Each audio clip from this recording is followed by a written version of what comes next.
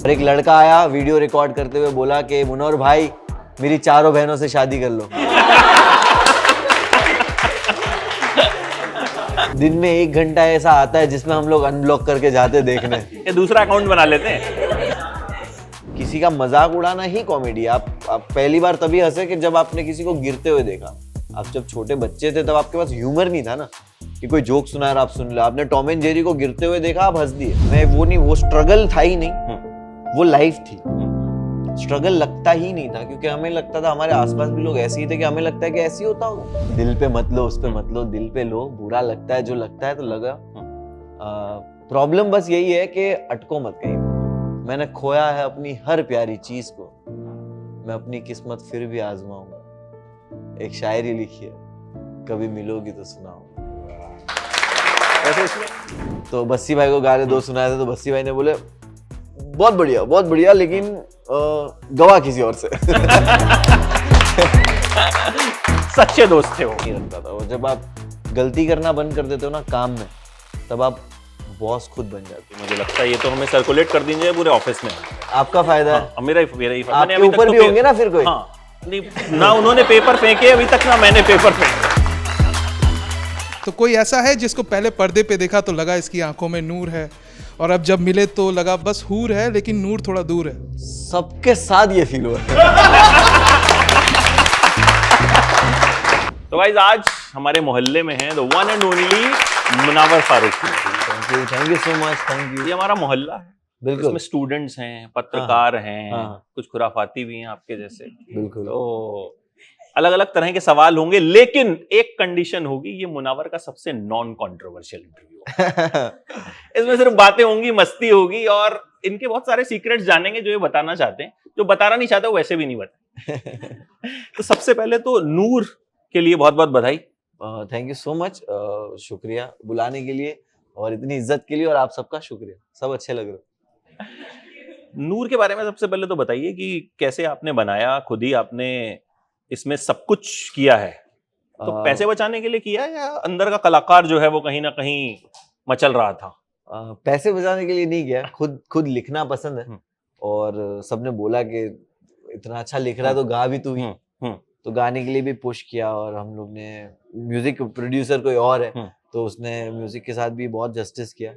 और नूर का आइडिया ये था कि किसी से आपको जब प्यार हो जाता है पहली बार देख के, और वो इंसान आपकी पहुंच से बहुत बाहर है, लेकिन प्यार तो हो गया है, तो जब आप किसी से प्यार करते हो तो आप उस इंसान को आप दुनिया की सबसे बेहतरीन चीजों से कंपेयर करना शुरू कर देते हो।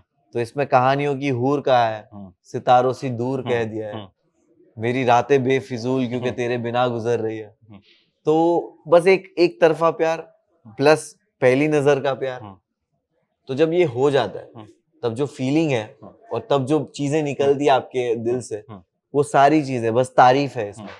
तो मुझे लगता है ये तो आप सबने यहाँ पे फील किया ही होगा, सबको प्यार व्यार तो हुआ ही होगा। कोई बात नहीं, मम्मी पापा को ये वाला शॉट नहीं दिखाएंगे हम, ठीक है?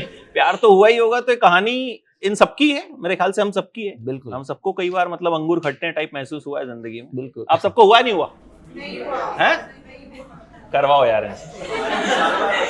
अच्छा, आपने एक एक करके गाना रिलीज करने का प्लान क्यों किया? जैसे मदारी आपकी पूरी एल्बम का नाम है, सो ये स्ट्रेटेजिकली किया या आपको वक्त चाहिए था गाने बनाने के लिए? नहीं, गाने हमने जब पहला गाना अलग बीटी जो जनवरी में रिलीज किया, तब हमारे पास गाने ऑलमोस्ट रेडी थे, सिर्फ उस पे फाइन टच करना बाकी था। बट फिर वही प्लान था कि हम 2 सिंगल रिलीज करें ताकि लोगों को थोड़ा हाइप हो जाएगा, एल्बम आ रहा है, एक्सपेक्ट क्या करना है। फिर थर्ड जैसे ही आएगा, अभी जैसे नूर रिलीज हो चुका है, तो अभी 3 जून, अपने 6 जून को हमारा मदारी ड्रॉप हो रहा है, पूरा एल्बम। तो हम बस ऐसे थोड़ा थोड़ा एक चम्मच दे के पूरी प्लेट दे रहे हैं। अच्छा, अपनी आवाज सुनकर लगा कैसा था? सर पहला रिएक्शन आपका खुद का क्या था? मेरा रिएक्शन यही था कि ठीक है क्या, सही है क्या? सबने बोला कि सही नहीं है बट हो सकता है, तुझसे हो सकता है, बस तुझे थोड़ी मेहनत करनी है। तो फिर उस पे मेहनत करके हमने सही किया उसको। वैसे जो इस गाने में आपने कहानी बनाई है, आपके साथ कितनी बार हुआ कि इश्क हो गया? और बहुत बार, मतलब वो बचपन से हर पहली बार कब हुआ था? बचपन से हर महीने होता है वो। बचपन से हर महीने अब तक होता आ रहा है? नहीं, अभी तक नहीं। मतलब शुरुआत में वही होता है कि कोई भी देखता है आपको उससे प्यार हो जाता है। कौन सी क्लास से शुरू हुआ था? वो बहुत छोटा था मैं, आई थिंक बहुत ज्यादा छोटा, फिर भी ये समझने सोचने के लिए बहुत छोटा था, बट वो उस वक्त नीयत भी वैसी होती थी कि लाइक ओके कोई पसंद है और अच्छा लगता है, बस हमें आगे कुछ पता नहीं होता था। तो ऐसा तो बहुत हुआ है। अब मोहल्ले वाले जो हैं वो नाराज हो जाएंगे कि भाई मुनव्वर आए और ये सारे सवाल खुद ही पूछे जा रहे हैं, तो तोनाक्षी I think you should start. Sir जैसे आजकल क्या होता है कि लेटेस्ट रिलेशनशिप्स में कि जब लड़ाई हो जाती है दोनों पार्टनर्स में तो कोई किसी को ब्लॉक कर देता है, सामने वाला आपको ब्लॉक कर देता है, कभी आपके साथ हुआ है ऐसा या फिर आपने किसको किया हो या किसी ने आपको किया हो कभी? एक पहले बोलूंगा कि पहले रिलेशनशिप्स में ये हुआ है, बट फिर उसके बाद नहीं हुआ है। पता चल गया कि इससे कुछ फर्क तो पड़ता नहीं है। वो दिन में 1 घंटा ऐसा आता है जिसमें हम लोग अनब्लॉक करके जाते देखने, ये दूसरा अकाउंट बना लेते हैं। तो वो जब वो घंटा आ ही जाता है कि एक वक्त आता है कि जब अनब्लॉक करके देखने जाना ही है, तो फिर रियलाइज हो गया कि ये सब करके कुछ फायदा तो है नहीं। तो आई थिंक ऐसे रिलेशनशिप टूटे ही ना कि जिसमें ब्लॉक करना पड़े।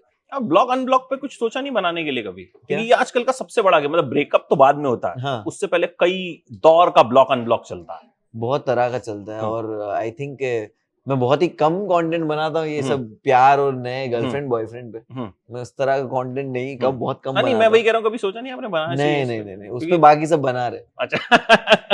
अगला सवाल मेरा है। हाय मुनव्वर, अभी हम थोड़ी देर पहले नीचे ही मिले थे। ये सवाल है? ये सवाल नहीं है, ये मेरा इंट्रो करने का तरीका है। बताना चाह रही है कि ये हमारी टीम का हाँ, अभिन्न मेरा अंग है, तरीका है आपको आपको रिसीव करने गई थी ये।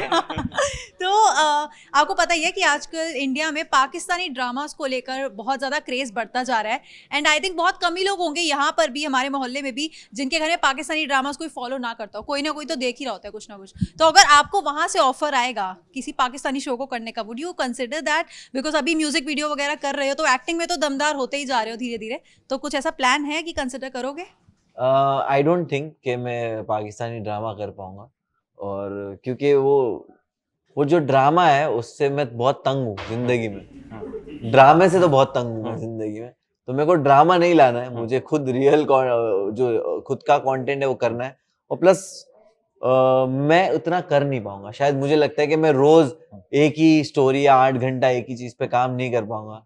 यही रीजन है कि मैं स्टैंड अप पे भी स्टिक नहीं रहता। शायरी भी करता हूँ, रैप भी करता हूँ, गाने डायरेक्ट भी कर लेता हूँ और अभी सिंगिंग भी कर रहा हूँ। तो आई थिंक मुझे बोर हो जाएगा वो। तो मुझे लगता है एक वजह ये भी होगी कि आप करेंगे यहीं के कलेश नहीं निपटते तो दूसरे वालों का लेके। हाँ, मतलब मेरे को पाकिस्तान क्यों जाऊंगा, एकता कपूर है ना। ये बात हुई ना, एकता कपूर है। अगला सवाल। Hello sir, myself Ishita Mishra from Gulshan Kumar. Sir, I have a question. Gulshan Kumar के इंस्टीट्यूट थे ना? हाँ, उनकी तो 2 ही बेटियां हैं। Actually हमारे मुझे लगा ये कोई सिटी है। Gulshan Kumar institute. Yes, actually हमारे कॉलेज का नाम बहुत बड़ा है। तो Gulshan Kumar film and television institute of India से हूँ मैं, इशिता मिश्रा। सर मेरा क्वेश्चन आपसे है कि as we all know that you are a incredible stand-up comedian, so I would like to know, welcome sir, so I would like to know that what are the pros and cons of this stand-up comedian profession?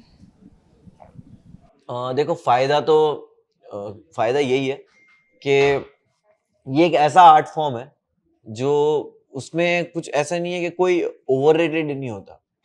या तो आप अच्छे हो या तो आप बुरे हो। आप अगर फनी नहीं हो तो नहीं हो, मतलब यहाँ पे कुछ ओवररेटेड नहीं हो जाएगा कि आप बुरे हो फिर भी चल गए। यहाँ पे तुक्के नहीं चलते, यहाँ पे सच में कंटेंट और तुम्हारा फनी होना ही चलता है। इस वजह से जो ऑडियंस आपका आता है वो काफी जेन्युइन ऑडियंस आता है और वही ऑडियंस होता है जो टिकट खरीद के आपको शो भी देखता है। और उसके नुकसान ये है कि सेंसिटिव बहुत हो चुके हम लोग फिलहाल बहुत टाइम से, जब से इंटरनेट को हमने चीजें बेचने का, इंसान बेचने का दुकान बना दिए। जब से मतलब आज से 10 साल पहले आप फेसबुक वगैरह यूज करते थे तो हम फोटोज को लाइक करते थे, नीचे अच्छे कमेंट करते थे। ऑर्कुट के बाद की बात करो, 10 साल अच्छे कमेंट करते थे।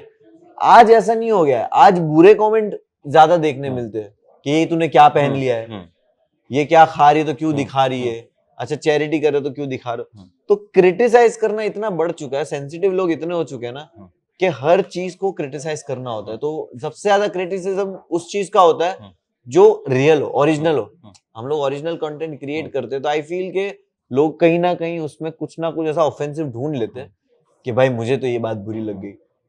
तो आई थिंक ये इसके नुकसान है।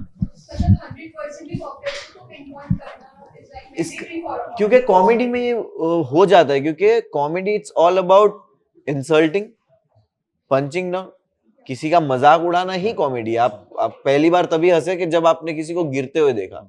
आप जब छोटे बच्चे थे तब आपके पास ह्यूमर नहीं था ना, कि कोई जोक सुना है आप सुन लो। आपने टॉम एंड जेरी को गिरते हुए देखा, आप हंस दिए।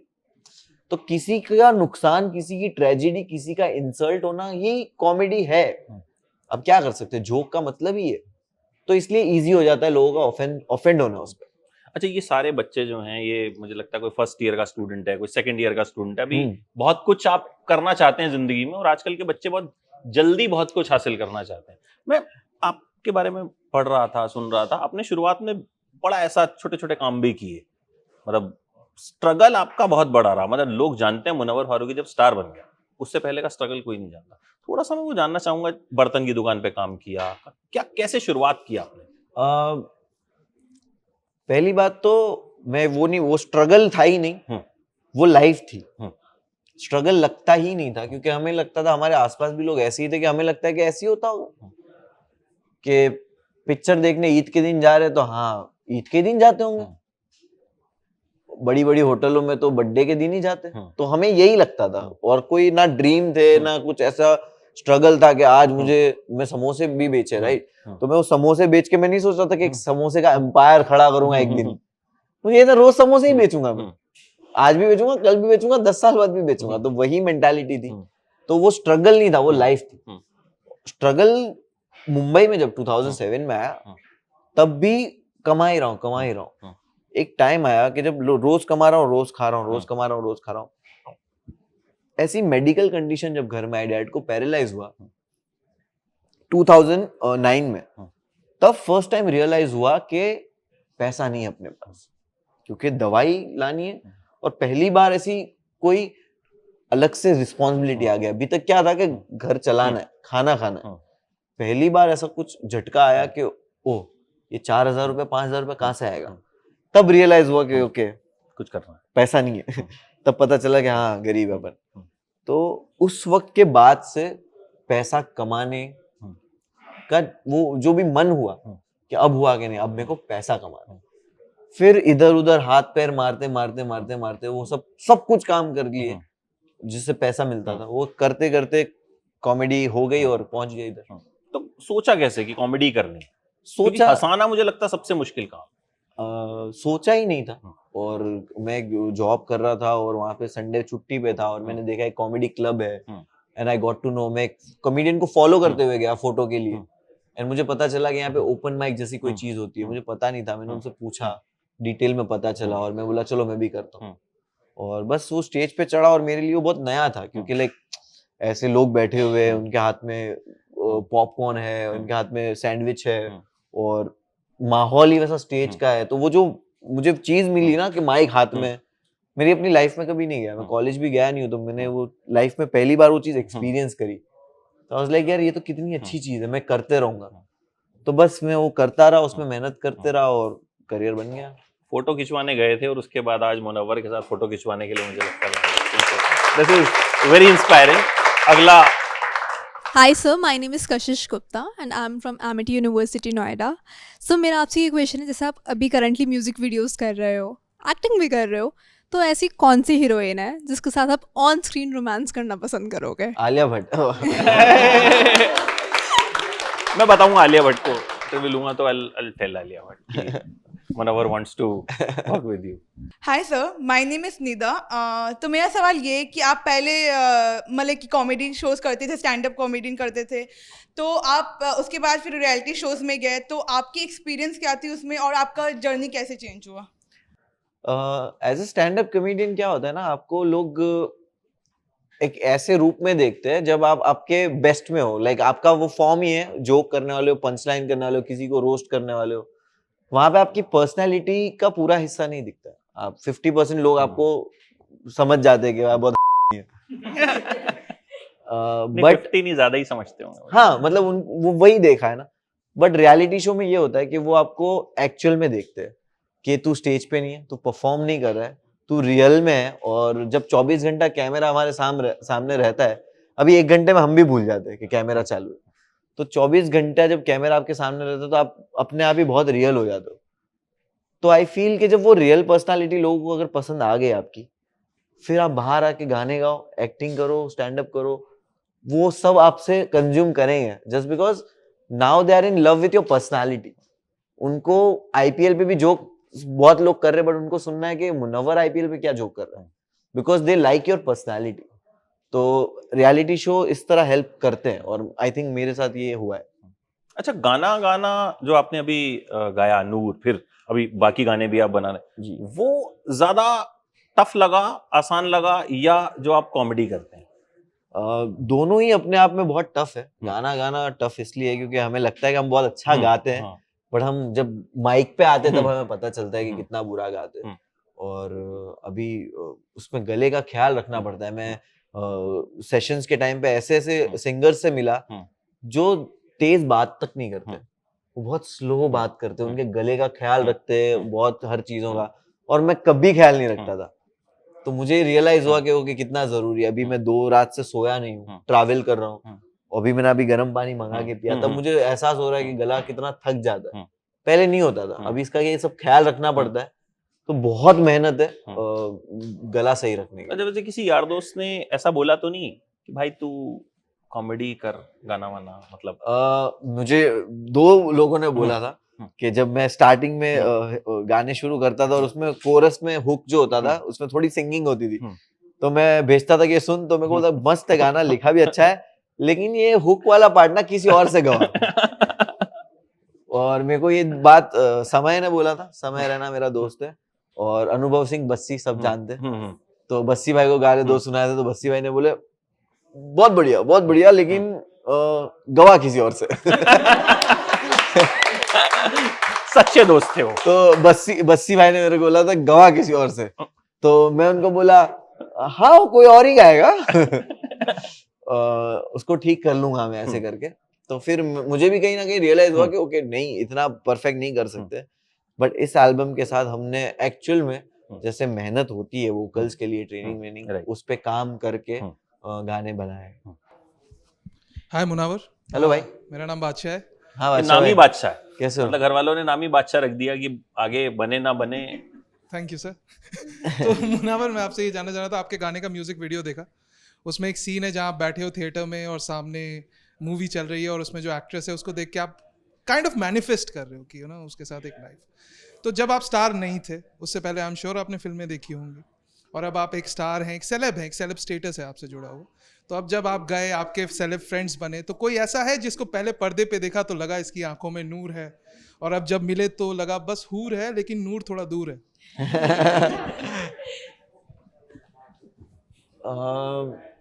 सबके साथ ये फील हुआ है।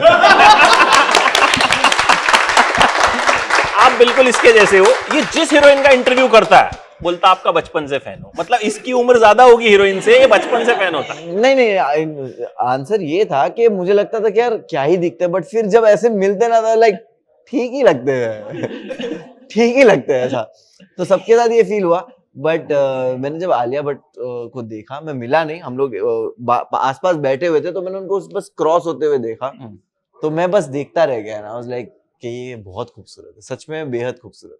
तो गाने का इंस्पिरेशन तभी आया? नहीं, गाने का इंस्पिरेशन उससे नहीं आया, उससे पहले गाना बन चुका था। बट गाने का इंस्पिरेशन यही था कि वो तसव्वुर ही है कि अगर तुम्हें किसी से प्यार हो गया है तो उसका खूबसूरत होना, मतलब हमने तो ये बना दिया है कि गुड लुकिंग को खूबसूरत है, बट अगर आपको प्यार होता है, वो इंसान कैसा दिखता है उससे मतलब नहीं है, आपके लिए वो इंसान क्या है वो मतलब करता है, कि आपके लिए तो वो कहानियों की हूर है।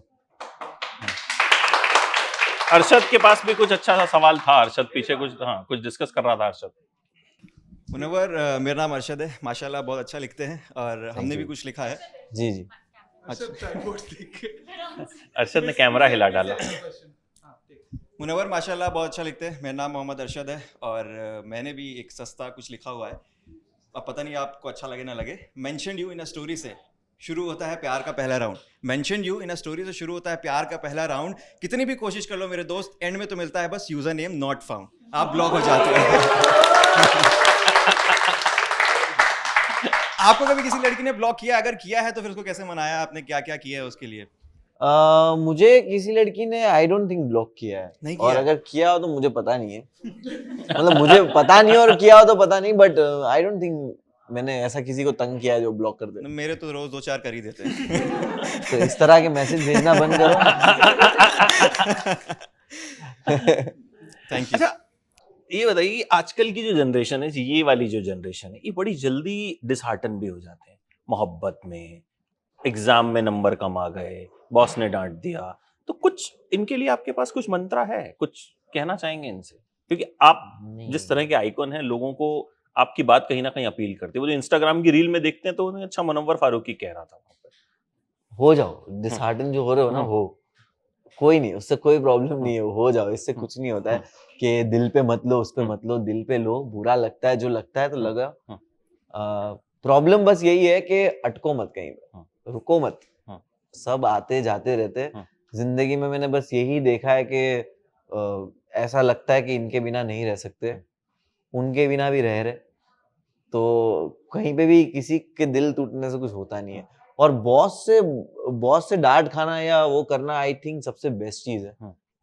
इफ अगर मैं नहीं, यकीन मानो, अगर मैं आज अगर 4 चीजें कर पाता हूँ ना, तो just because of my boss, कि वो इंसान जब मेरे पास बैठ के काम करता था तो वो सच में 4 लोगों का काम करता था, और वो मेरे 10 अच्छे कामों पे एक छोटी सी गलती पे भी ऐसा पेपर मुंह पे मार देता था कि व्हाट इज दिस, क्या है ये, धर्मशाला है क्या? तो मुझे याद है कि मुझे बहुत गुस्सा आता था उस इंसान पे, बट कहीं ना कहीं उस इंसान ने मुझे इतना शार्प कर दिया चीज़ों को लेके कि मैं परफेक्ट हो गया, कि मैं गलती की गुंजाइश नहीं रखता था। और जब आप गलती करना बंद कर देते हो ना काम में, तब आप बॉस खुद बन जाते हो। तो आई थिंक बॉस बनने के लिए सही बात है, मुझे लगता है ये तो हमें सर्कुलेट कर दीजिए पूरे ऑफिस में।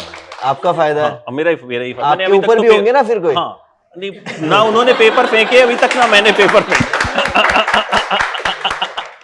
नुपुर, अच्छा आप पूछिए। Hi sir, I'm a very big fan of your like dark humor. Thank you so much. तो जो लॉकअप है उसमें आपका नया रूप देखने को मिला, लाइक एज इन आपकी जो शायरी है बहुत फेमस हुई। कश्मीर। या तो आपकी शायरी बहुत फेमस हुई, तो लाइक व्हाट इंस्पायर्स यू वो शायरी लिखने के लिए, और हमारे लिए अभी कोई एक शायरी हो जाए। कौन सी शायरी थी जो लाइक जो भी शायरी, आप बहुत सारी शायरी बोली है ना लॉकअप में, तो बहुत तो वो इंस्टाग्राम पे हर जगह वायरल हुई थी, तो what inspires you in general? लिखना पसंद है मुझे, और आई ऑलवेज फील के आप जब लिखते हो शायरी या कुछ भी, कोई भी कंटेंट, आप बहुत सारी बातें कह देते हो। जैसे हम मूवी देखते हैं, मूवी में हम कभी कभी बायोपिक देखते हैं, राइट?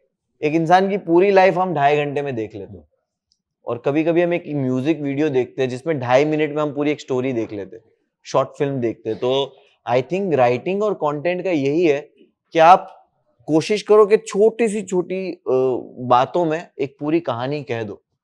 तो शायरी आई थिंक वो बहुत अच्छे से करती है। तो मैंने एक लॉकअप में एक शायरी, आई थिंक बहुत सारी शायरी थी, बट एक शायरी मुझे भी पसंद है और लोगों को काफी पसंद आई थी, जिसका नाम था एक शायरी लिखी है, कभी मिलेगी तो सुनाऊंगा। तो अभी आप सुना दीजिए, तो फिर तो मतलब मजा आ जाएगा। बिल्कुल। एक शायरी लिखी है, कभी मिलोगी तो सुनाऊंगा, तेरी सीरत साफ शीशे की तरह, मेरे दामन में दाग हजारों हैं, तू नायाब किसी पत्थर की तरह, मेरा उठना बैठना बाजारों में, तेरी मौजूदगी का एहतराम कर भी लूं, जब तू होगा रूबरू मैं ये जज्बात कहाँ छुपाऊंगा। एक शायरी लिखी है, कभी मिलोगी तो सुनाऊंगा, तुम एक उम्र लेकर आना, मैं खाली किताबें ले आऊंगा, तोड़कर लाने के वादे नहीं, मैं कलम से सितारे सजाऊंगा, मेरे इंतजार की इंतहा पे शक कैसा, मैंने तेरे आने पे ताउम्र लिखी है। एक शायरी लिखी है, कभी मिलोगी तो सुनाऊंगा, इस जमीन पे कोई खास है नहीं मेरा, तू एक बार कबूल करे, मैं अपने गवाहों को आसमान से बुलाऊंगा। एक शायरी लिखी है, कभी मिलोगी तो सुनाऊंगा, कई रात से जागा हूं इन अंधेरों में, तुम थोड़ा सा नूर ले आओगे? मेरे तकिए गीले हैं आंसुओं से, क्या तुम मुझे अपनी गोद में सुलाओगे? सुना है बाग है तुम्हारे आंगन में, मेरे लाहासिल बचपन को वो झूला दिखाओगे? मैंने खोया है अपनी हर प्यारी चीज को, मैं अपनी किस्मत फिर भी आजमाऊंगा। एक शायरी लिखी है, कभी मिलोगी तो सुनाऊंगा। वैसे इसमें नूर शब्द भी आ गया, तो उस वक्त तो आपने सोचा नहीं होगा कि नूर पे गाना बना। नहीं, वो नूर वोकैबुलरी में बहुत है। वोकैबुलरी में बहुत। अच्छा, कभी लाइफ में ऐसा हुआ है कि आप एकदम डाउन हो गए, डिप्रेस्ड हो गए, रोज फिर खुद को रोज ऐसा क्यों? तो कैसे खुद को फिर आप मोटिवेट करते हैं? मोटिवेट करने की जरूरत नहीं पड़ती, क्योंकि आई फील कोई ऑप्शन नहीं होता है। घर पे अगर मैं बुरा फील कर रहा हूं, तो मैं वो बुरा फील पूरी जिंदगी भर नहीं कर सकता। मुझे अगर अच्छा फील करना है तो मुझे बुरा फील करना जरूरी है। अगर मैं बुरा ही फील नहीं करूंगा तो मुझे पता नहीं चलेगा अच्छा फील करना क्या होता है। तो आई थिंक मोटिवेट करने की जरूरत नहीं पड़ती, खुद ही पता चल जाता है कि कोई ऑप्शन नहीं है मेरे पास, बाहर जाके मेरे को कमाना है, और ये जो इतने लोगों का प्यार है उनको कहीं ना कहीं एंटरटेन करना है, तो लिखना पड़ता है जोक वगैरह, शायरी वगैरह। आपके फेवरेट शायर कौन है वैसे? काफी है। राहत इंदौरी साहब को मैं बहुत सुनता था, और वसीम बरेलवी साहब हो गए, जॉन एलिया हो गए, फैज अहमद हो गए, अल्लामा इकबाल हो गए, तो ये सारे ही शायर को मैं बहुत सुनता था। कोई ऐसी लाइनें या कुछ शायरी जो आप खुद अपनी जिंदगी में अमल में लाते हो? आपको जैसे आपने कहा कि रोज ऐसा होता है, खुद को मोटिवेट करते हो या खुद को कहते हो वो शब्द? 2 लाइन ही है, अल्लामा इकबाल का शेर है। बहुत छोटी बात में उन्होंने बहुत बड़ी बात कही कि मुंतजिर मेरे जवाल के हैं। मुंतजिर मतलब इंतजार में बैठने वाले लोग, मेरे जवाल के, जवाल मतलब बुरा वक्त। तो मुंतजिर मेरे जवाल के हैं, मेरे अपने भी कमाल के। तो ये 2 लाइन में उन्होंने जो सब कुछ कह दिया, तो आई थिंक ये 2 लाइन ने मुझे काफी हिट किया था कि ये कैसे हो सकता है, 2 लाइन में कोई कैसे इतनी बड़ी बात कह सकता है। बिल्कुल। नूपुर? हेलो सर, मेरा नाम नूपुर है, एंड मुझे बहुत अच्छा लग रहा है आपकी बातें सुनकर, बिकॉज़ मैं आपका लॉकअप में मैंने आपकी इतनी सारी शायरियाँ सुनी, आपकी मस्ती देखी, तो मुझे बहुत अच्छा लगता था, एंड तब से मैं आपको फॉलो करती हूँ। और यहाँ पे मौजूद हर एक इंसान जानता है कि आप कितने कमाल के कॉमेडियन हैं। तो आपके साथ कभी ऐसा हुआ है कि आपने अपना बेस्ट जो क्रैक किया हो और ऑडियंस की तरफ से कोई रिस्पॉन्स ना मिला हो? पहली चीज यही है कि बेस्ट जोक जो होता है वो मैं डिसाइड नहीं करता, वो बेस्ट जोक ऑडियंस ही डिसाइड करती है। क्योंकि क्या होता है ना, हम एज अ राइटर हमें कभी कभी हमारे कुछ जोक्स पे बहुत प्राउड होता है, बट हमें नहीं पता, क्योंकि 2 लोगों को हंसाना आसान है, 4 लोगों को हंसाना आसान है, 400 लोगों को एक ही जोक पे हंसाना मुश्किल है। और ये तब और मुश्किल हो जाता है जब उसने हंसने का पैसा दिया, जब टिकट खरीद के आता है उसकी एक्सपेक्टेशन बढ़ जाती है। तो वो जोक ढूंढना कि जो 400 लोगों में से एटलीस्ट 350 लोगों को सेम टाइम पे हंसा दे, वो है बेस्ट जोक। और वो बेस्ट जोक हम लिख नहीं पाते, वो बेस्ट जोक ऑडियंस हमको देती है। हम तो 10 घटिया जोक लेके जाते हैं और वो परफॉर्म करते हैं, और उसमें से वही फिल्टर होता है, और उसमें से प्रोसेस है वही कॉमेडी का। आपको लगता है कि हम बस घर से कुछ सीख के आए और हम लोग स्टेज पे बोल रहे हैं। ओपन माइक्स वगैरह में प्रोसेस होता है कि हम 5 मिनट का सेट लिख के जाते हैं, उसमें से 4 जगह पे ही लाफ आता है तो बाकी सब हटा देते हैं, सिर्फ 30 सेकंड रखते हैं। तो वो फिल्टर होते होते होते वो एक बेस्ट जोक हमको ऑडियंस खुद ही दे देती है। तो बेस्ट जोक ही है, हम नहीं लिखते, ऑडियंस देती है। आखिरी सवाल ध्वनि। हाय मुनावर, मैं आपसे पूछना चाहती हूँ कि कभी ऐसा हुआ है कि आप अपने पर्सनल स्पेस में हो, ठीक है, और कोई फ़ैन के साथ आपका इनकाउंटर हो गया हो और बहुत ही ज़्यादा मस्त और फ़नी सिनेरियो बन चुका हो कि आप रेस्ट कर रहे हो या आप कहीं फैमिली के साथ हो, गर्लफ्रेंड के साथ हो, और एक फ़ैन आ जाए आपको एकदम धप्पा करने कभी कुछ ऐसा हुआ है? बहुत बार होता है ऐसा, हमेशा हर जगह पे होता है, और मुझे अच्छा ही लगता है वो, क्योंकि मैं जब फैमिलीज वगैरह के साथ होता हूँ ये वो, तो अभी ऐसे हो गया कि कोई भी आता है तो ये लोग खुश हो जाते हैं कि ये देखिए फोटो लेना है, या बट वो फनी एक बार हो गया था कि मैं शो पे था, दोस्त लोग हम लोग सब लोग खड़े हुए थे शो पे, मैं परफॉर्म करके बस उतरा था और मैं एज अ ऑडियंस में जाके बाकी के परफॉर्मर्स को देख रहा था और एक लड़का आया वीडियो रिकॉर्ड करते हुए, बोला कि मुनव्वर भाई मेरी चारों बहनों से शादी कर लो।